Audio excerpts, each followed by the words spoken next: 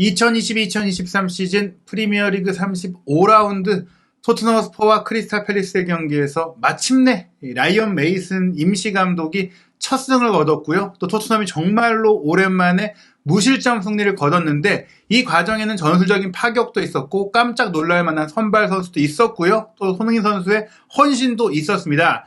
비록 손흥민 선수가 기대했던 골을 터뜨리지는 못했지만 토트넘이 유럽 대항전 진출의 희망을 살릴 수 있었던 이 크리스탈 팰리스전 승리 어떻게 가능했고 또 손흥민 선수는 어떻게 뛰었는지 그버지 김현민 기자와 함께 정밀 분석해보도록 하겠습니다.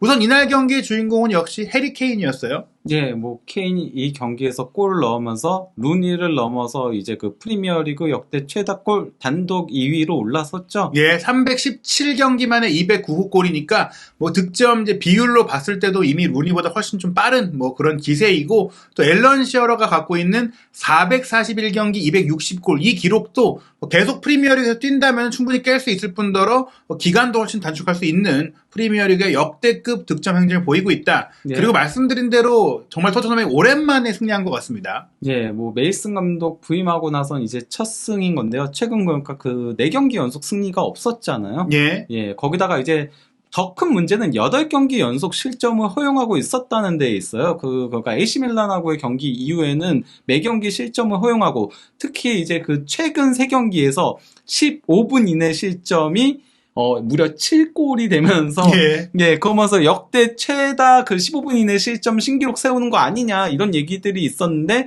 이번 경기는 무실점, 1대0 승리를 거두었다라고 할 수 있는 거죠. 사실 경기 초반 15분 동안 조금 조마조마한 상황들도 있었지만, 그 시점을 넘긴 이후 굉장히 좀 안정적으로 경기를 풀어갈 수 있었는데요. 그 배경에는 역시 우리가 너무나 애타게 기다렸던, 한때는 나가라 했던 그 로얄이 깜짝 복귀를 했어요. 예, 그러니까 로얄이 사실 수술까지 받고 이러면서 이번 시즌 더 이상 뛸 수 없다라는 얘기들이 많았었거든요. 예. 그래서 이번 경기 선발 출전은 고사하고 벤치에 있을 거라고 예상한 매체가 한 군데도 없었어요. 예. 근데 벤치에 있었던 걸 넘어서 그냥 아예 선발로 나온 거거든요. 어떻게 보면 이게 좀 연막 작전 아니었느냐. 솔직히 최근에 토트넘 훈련장에서 유독 로얄 선수가 웃는 모습이 많이 포착되기도 했고 사실 그라운드 훈련을 하는 것도 좀 보였거든요. 확실하게 보인 건 아니지만 언뜻 보면 로얄이 있어 보였어요. 그래서 아니 좀 빨리 회복이 됐나 이런 느낌 정도만 있었고 경기 전 기자회견에서도 특별한 얘기를 안 했었거든요. 이건 결국 숨긴 거다. 그래서 로얄이 선발 출전했는데 또 선발 출전하는 과정에 이 포메이션에 대해서도 조금 새로운 시도가 이뤄진 거죠. 4-4-2 포메이션을 가동하게 된 건데요. 사실 그가 처음에는 백스리가 아닐까라는 얘기들이 상당히 많았어요. 그러니까 왜냐면 로얄이 왼쪽 윙백을 볼 수도 있으니까 그러면 랑글레, 벤데이비스, 로메로에 그리고 이제 에메르송과 포로가 좌우 윙백에 설 수도 있고 아니면 이제 로얄이 오른쪽 스토퍼도 봤었으니까 그러면은 랑글레, 로메로, 에메르송에 벤데이비스와 포로가 좌우 윙백 서는 게 아니냐 그런 전망들이 많이 있긴 했었는데 그리고 실제 그러니까 소파스코어라던가 이제 풋몹이라던가 이런 데들은 다 3-4-2-1 포메이션을 예상을 하고 있었거든요. 하지만은 이제 그 공식 주간사인 스카이 스포츠에서는 아마도 이거는 그러니까 얘기가 된 거겠죠. 물어봤겠죠. 어떻게 나오는 거냐. 로얄 갑자기 나왔는데 이거 어떻게 나오는 거냐. 로얄하고 포로랑 같이 이제 공존이 가능하냐. 이런 질문하니까 4-4-2로 나왔다. 이렇게 얘기하니까 이제 포로가 올라가겠다 예상을 한 거고 그 이제 손흥민 선수가 왼쪽 윙에 서게 된 거죠. 사실 히샬리송, 손흥민, 케인이 3톱에 가깝게 움직이면서 또 로얄이 오른쪽 스토퍼로 쓰면서 데이비스가 올라가는 기존의 이제 3백과 이제 좌우 윙백을 쓰는 형태의 경기 운영도 혼용이 되긴 했지만 기본은 4-4-2였다. 실제로 거의 이렇게 대형을 갖추고 움직였고 크리스탈 팰리스는 예상대로 4-3-3으로 이제 경기를 했어요. 그러면서 사실 로얄이 들어오면서 누가 빠졌냐? 원래는 이제 토트넘 수비 라인의 리더이자 핵심으로 여겨졌던 에릭 다이어가 전격적으로 벤치로 내려갔습니다. 사실 그게 문제인 거죠.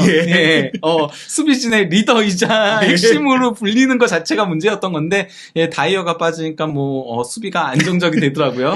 로메로가 가운데로 갔고 특히 로얄이 들어오면서 솔직히 이제 로얄이 후반기 들어서는 수비 잘했잖아요. 원래도 수비는 잘하는 편이었고 사실 그러니까 그 매 경기마다 팰리스를 상대할 때면은 자한테 상당히 많이 휘둘리는 경향성이 있거든요. 자아가 예. 워낙 그 개인 능력도 좋은데다가 힘까지 있다 보니까 이 예. 선수가 막기가 상당히 까다로운 선수인데 자아가 비록 뭐 공격 포인트를 못 올리더라도 이 선수가 휘적기로 상대들을 괴롭히는 게 있는데 사실 그래서 포로가 오른쪽 윙백에 만약에 배치가 됐다면은 자아한테 고전을 면치 못했을 겁니다. 하지만은 에메르송이 이제 자아를 정말 잘 제어를 해줬죠. 물론 뭐 자아도 위협적인 장면들을 몇 번 만들어내긴 했지만은 그럼에도 부상 복귀 전임에도 이건 뭐 만점 활약을 펼쳤다라고 할 수밖에 없습니다. 예, 결국 이날 경기 토트넘이 지금까지의 수비적인 문제점들, 실점적인 부분들을 해결한 가장 큰 변화는 로얄의 복귀다라고 볼 수 있겠는데요. 예? 경기 장면부터 살펴보면은 일단 먼저 토트넘이 또 좋은 기회를 만들기도 했어요. 사실 이 경기가 토트넘도 조금 조심스럽게 플레이를 했었거든요. 왜냐면 최근 4경기 연속 승리가 없다 보니까 조심스럽게 네. 할 수밖에 없었어요.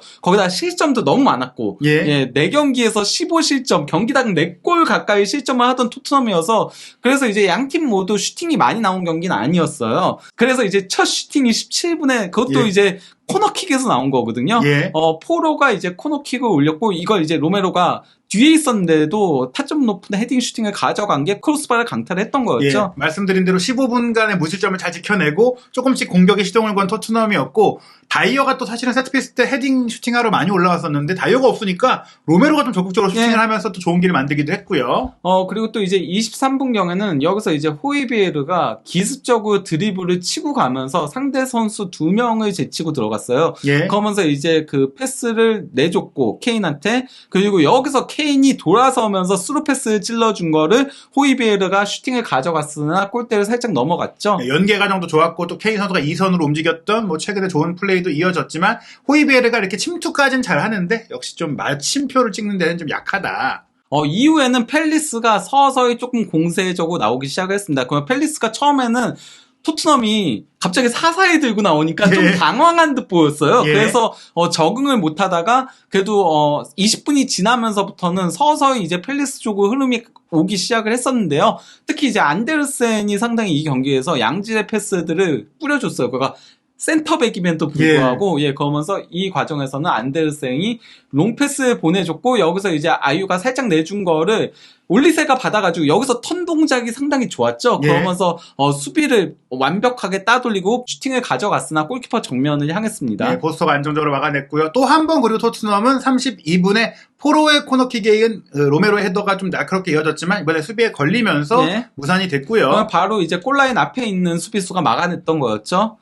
그리고 이제 35분경에는 로메로가 이제 롱패스를 넘겨줬고 여기서 이제 손흥민 선수가 케인한테 패스해주고 또 이제 케인이 포로한테 측면에서 이제 패스를 준 과정에서 여기서 이제 포로가 컷백을 손흥민 선수한테 내주려고 했으나 수비한테 이제 차단이 됐었죠. 예, 두쿠레가 따라 내려와서 커트를 했는데 사실 이 장면에서 주목할 점은 로메로가 다이어 자리에서 후방 빌더 패스도 굉장히 좋았고 또 사실은 뭐 이 장면을 보면 손흥민 선수에게도 기회가 뭐 안 왔던 건 아니다. 예, 근데 이제 두쿠레가 이 경기에서 상당히 그래도 중원에서 차단을 굉장히 많이 해줬어요. 그러면서 안 그래도 손흥민 선수가 이번 경기는 최전방 공격수가 아닌 윙으로 나왔고 그렇죠. 실질적으로는 또 이제 벤 데이비스가 많이 올라오면서 손흥민 선수의 동선이 중앙 쪽으로 많이 움직여졌거든요. 그러니까 저희가 그 3-4-2 한창 안 좋을 때 그 페리시치가 윙으로 뛰었을 때 이제 손흥민이 메짤라를 했던 것처럼 조금 그 동선을 많이 가져갔어요. 이 경기에서. 사실 뭐 포백을 쓰다 보니까 미드필드에 껴줄 선수가 필요한데 히샬리송이 그걸 해줄 수는 없으니까.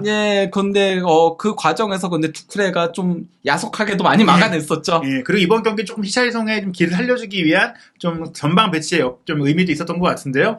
그리고 이제 그 37분경에는 여기서 이제 올리세가 상당히 반대편으로 크로스를 정교하게 올려줬고 여기서 이제 안데르센이 히샬리송과의 공중볼 경합에서 이겨낸 다음에 밑으로 이제 튕긴 거를 본인이 그대로 이제 슬라이딩으로 슈팅까지 가져갔는데 골대를 살짝 넘어갔죠. 이게 가장 그 위협적인 장면이었고요. 이날은 뭐 수비수였음에도 안데르센이 공격 가담이라든지 공격 전개가 모두 좋았기 때문에 풀럼 때 한참 좋았던 모습이 좀 나오지 않나 싶었는데 이렇게 조금은 이제 팽팽하던 흐름이 전반 종료 직전 추가 시간 토트넘의 골로 이제 마무리가 됐어요. 케인 선수가 골을 넣었죠.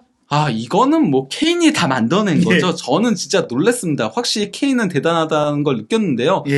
그 벤 데이비스가 일단 뭐 케인한테 패스를 줬고요. 여기서 케인이 돌아서면서 그냥 사실 여기서 가장 쉬운 방법은 일반적인 방법은 히샬리송한테 패스를 주는 거예요. 앞에 있는.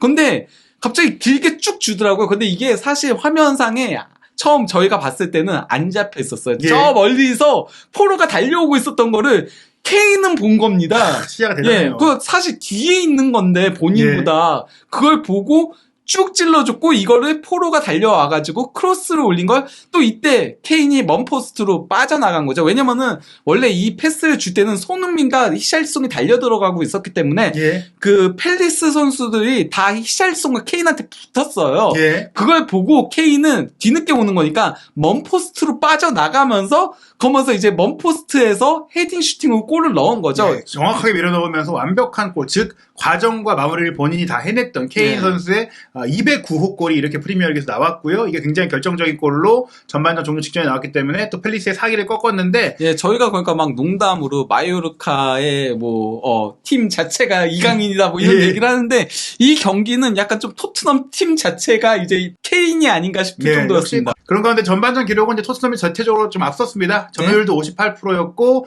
기대 득점도 0.47골로 팰리스의 0.19골보다 훨씬 높았고 슈팅 숫자는 4대 3이었지만 토트넘은 그중에 빅찬스가 2개였으나 팰리스는 빅찬스가 없었다라는 점 이런 점들을 봤을 때는 토트넘이 주도한 전반전이었다고 볼 수 있겠어요. 다만 그래도 전반전 경기 내용이 지지부진했다는 거는 확인할 수 있죠. 슈팅 숫자가 4대 3밖에 되지 않았었고 기대 득점도 사실 낮았죠. 한 골이 되지 않는 그런 수치였으니까. 그런 가운데 후반전에는 이제 팰리스의 반격이 매서웠어요. 50분경에 이게 확실히 올리세가 최근에 폼이 좋은 것들을 확인할 수 있었던 거였는데요. 올리세가 반대편으로 전환 패스를 기가 막히게 넘겨줬고 여기서 이제 그 자아가 슈팅을 가져갔는데 그래도 이 장면에서도 정말 에메르송이 빨리 붙어줬어요. 이게 그러니까 빨리 붙어주지 않았으면은 실점이 나올 수 있었거든요. 실제로 골대도 열려있고 붙어줬음에도 정밀한 가마차기 슈팅으로 정말 아슬아슬하게 골대 넘겼잖아요. 정말 살짝 넘어갔죠. 네, 정말 멋진 장면이었고 또 53분에도 자하가 이제 공을 이어받아서 측면에서 치고 들어오면서 가운데로 커팅하다가 밀어준 공을 에제가 키핑하고 바로 슈팅을 때렸는데 사실 오른쪽에 올리세한테 줬으면 조금 더 좋은 기회가 될 수 있었으나 물론 이 슈팅도 잘 꺾어 때리긴 했어요. 하지만 그래도 좀 빗나가는 장면이었죠. 이거는 솔직히 말하면 내주는 게 더 좋은 장면이긴 했습니다. 그러니까 연달아서 이제 팰리스가 이제 동점골을 위한 기회들을 만들다가 이제 61분 윙백 플레이 한번 나오면서 토트넘이 또 하나 좋은 슈팅을 만들었습니다. 벤 데이비스가 이제 측면을 내줬고 이거를 받은 포로가 치고 들어가서 슈팅을 가져갔는데 존스턴 골키퍼가 이게 그냥 살짝 굴절돼가지고 방향이 바뀌는 바람에 힘들게 이제 선방을 했던 거였는데요. 근데 사실 이 장면 이전에도 포로가 조금 무리해서 올라가가지고 슈팅을 가져가는 장면이 있었는데 그거는 좀 그랬었죠. 그리고 사실 이것도 무리해서 때린 거긴 해요. 좀 중앙에 선수들도 있고 또 앞서 말씀드린 그 장면 같은 경우에도 왼발로 좀 무리하게 슈팅을 했기 때문에 손흥민 선수에게도 좀 기회를 줄 수가 있었는데 여러 가지로 아쉬웠던 가운데 일단은 74분에 팰리스가 그래도 이제 슐럽을 빼고 윌 휴즈를 투입하면서 좀 체력적인 면을 좀 신경 쓴 것 같아요. 그리고 슐럽이 이 경기에서는 그러니까 사실 슐럽이 호지슨 감독 부임하고 나서는 상당히 좋은 폼을 보여줬거든요. 그러면서 1골 1도움을 기록하고 있었는데 이번 경기는 좀 안 좋았어요. 그러다 보니까 이제 가장 먼저 교체 아웃이 된 거죠. 그리고 그 직후에 이제 손흥민 선수가 정말 절호의 추가골 기회를 이제 맞이했는데 좀 아쉽게 좀 무산이 됐어요. 그러니까 그 로메로가 진짜 미친 롱패스를 찔러줬고 이거 이제 수비 뒷공간에 파고든 손흥민 선수가 받아가지고 받는 터치라던가 이런 것들은 상당히 좋았거든요. 그리고 마지막 순간 순간에 이제 골키퍼를 제치고 슈팅을 가져가려고 했으나 여기서 이제 골키퍼가 몸을 날려서 존스턴 골키퍼의 선방이긴 했죠. 사실 이런 장면에서 골키퍼가 조금만 판단 미스하거나 먼저 몸을 던지거나 혹은 이제 집중력을 잃으면 쉽게 골문을 내줄 수 있었는데 거의 끝까지 보고 슈팅할 때까지 잘 따라가더니 쭉 뻗어갖고 막았어요. 사실 손흥민 선수가 좀 더 좋은 슈팅을 했다라는 아쉬움도 있지만 앞서 그 포로의 굴절된 슈팅을 막아낸 것도 그렇고 존스톤 선수의 개인적인 폼도 좋았다. 어찌됐거나 이 기회를 놓친 가운데 토트넘은 좀 승리 굳히기 위한 교체들이 있었는데 79분에 히샬리송을 빼고 클루세스키를 투입했죠. 그러면서 뭐 살짝 변화를 가져온 거죠.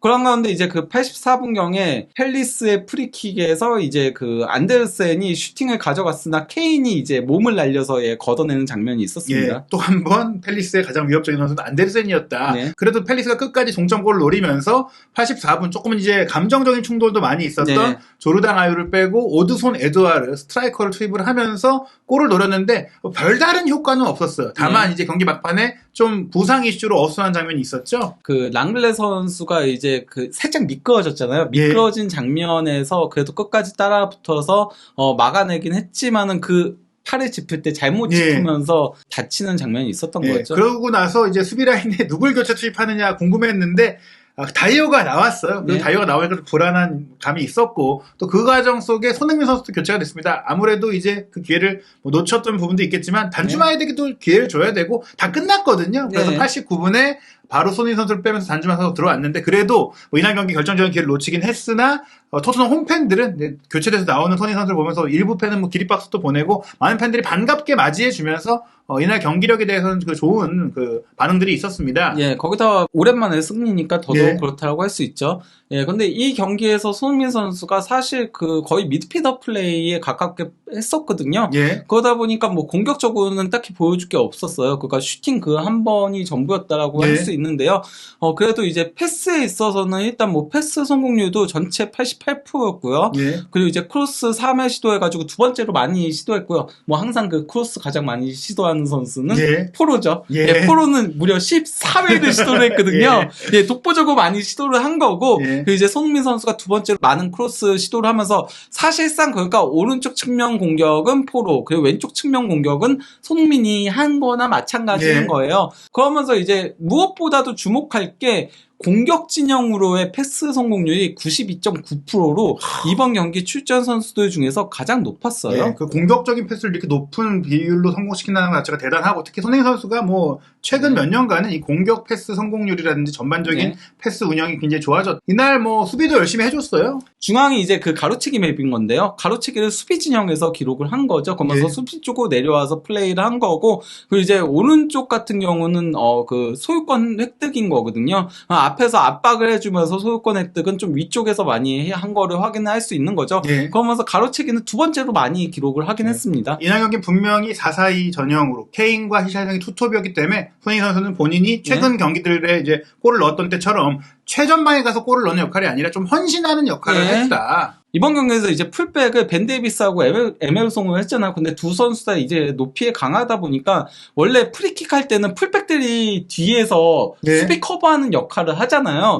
근데 이번 경기에서는 풀백들이 도리어 공격을 가세를 하고 손흥민 선수가 수비 커버하는 장면 그 역할을 했었거든요. 해서 공격을 잘 하니까. 그래서 이제 56분경에 토트넘의 프리킥에서 시작된 거예요. 프리킥에서 이제 상대가 가로채가지고 역습을 진행하는 과정에서 자아가 이제 롱패스를 보냈는데 손흥민 선수가 헤딩으로 가로챘죠. 이게 만약에 빠졌으면은 1대1 찬스였어요. 열심히 뒤로 내려가서 커버해줬고 약간 손흥민 선수가 김민재 선수 같은 플레이를 했다. 이렇게도 볼 수 있는 수비 가담이었고요. 그리고 이거는 이제 78분경에 두쿠레가 에지한테 상당히 센스 있는 패스를 찔러줬는데 손흥민 선수가 빠르게 달려가가지고 다리를 쭉 뻗어가지고 가로채는 장면이었던 거였죠. 이날도 약간 수비 손흥민이 나왔다 볼 수가 있겠습니다. 그러면서 이제 왼쪽은 이제 이 경기 손흥민 선수의 히트맵인데요. 그래도 측면 공격을 할 때는 측면으로 많이 올라가는 그런 장면들도 있긴 했지만요. 그래도 중앙까지도 상당히 많이 커버를 하는 장면들이 있었던 거였죠. 그러면서 이 경기에서는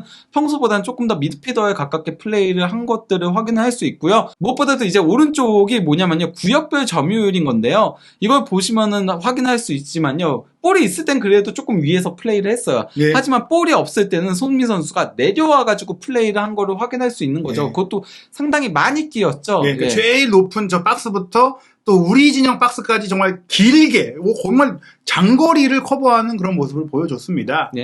이번 라운드에 또 의미 있는 결과가 있었어요. 황희찬 선수가 교체 출전한 울버햄튼 원더러스가 에스턴 빌라의 돌풍을 저지하는 1대0 승리를 거두면서 오히려 울버햄튼이 승점 40점으로 크리스탈 팰리스와 동률, 그리고 첼시가 이번 라운드에 이겼음에도 불구하고 2점 차 탑 10까지 조금 노릴 수 있는 순위로 올라왔고 에스턴 빌라가 치고 가지 못하고 54점에 멈추면서 이제는 토트넘이 자력으로 최소한 유럽 대항전에 나갈 수 있는 그런 의미 있는 승리를 거두게 된 거예요.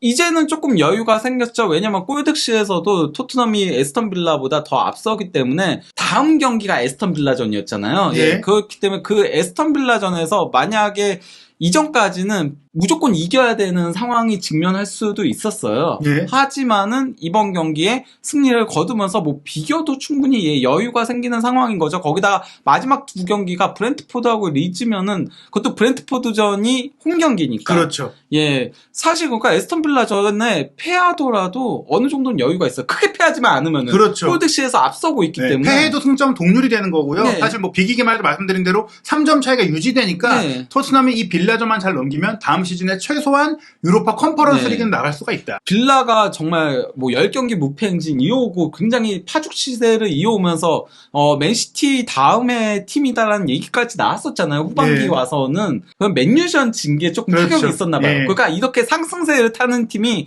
한 번 패하면은 그다음부터 조금 미끄러지는 경향성이 있는데 예, 바로 이제 울버햄튼한테까지 그것도 에메리 로페테기 그렇죠.